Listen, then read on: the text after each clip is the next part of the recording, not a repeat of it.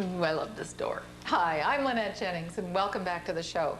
We're in Del Mar, California today, and we're in our showcase house, which is very much a Frank Lloyd Wright style, even though it was built not so very long ago. It's only about 2,000 square feet, and of course, this is what we talked about before. The exterior and all those horizontal big roof lines intersecting with trapezoids that anchor it to its site.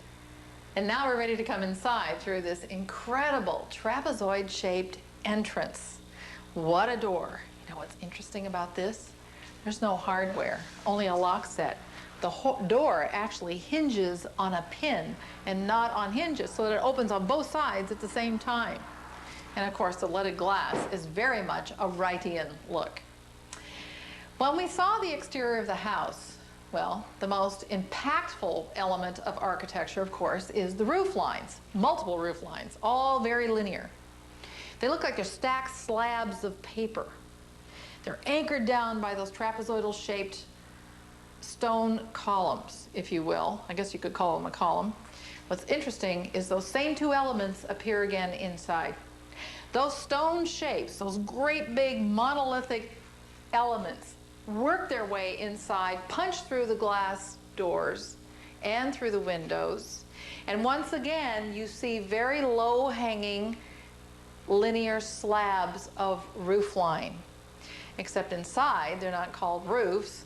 These are alcoves, a lowered ceiling with architectural lighting tucked in to emphasize that shadow and that space.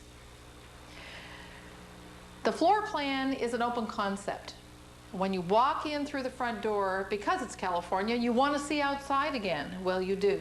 Only this time, the transparent divider between the front foyer and the dining room is a fish tank.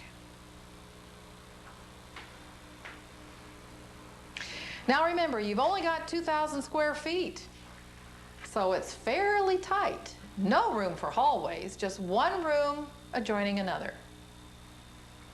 Glass table emphasizes the clarity and that transparency as you flow from the foyer in through the dining room back outside. And then you get to the living room. The end wall of the living room is that stone slab, which is the first trapezoid you saw at the very beginning of the story. Another feature that marks a transition between one room to another is this wonderful niche. This actually feels like it's carved into one of those monolithic stacks of stone that we see inside and outside. Then we come into the living room. Another one of my favorite features, the fireplace wall. Now, this is the same stone wall you saw at the very beginning of the show outside, except the stone appears inside as well. The mantel is Honduran mahogany, and it runs almost the full length of the wall, but notice that it's not centered over the fireplace. This juxtaposition of geometric forms is very much a Wrightian look and beautifully interpreted by this current architect. These slabs are one stacked on top of the other, but notice the end detail of the mantel and the angle of the cut.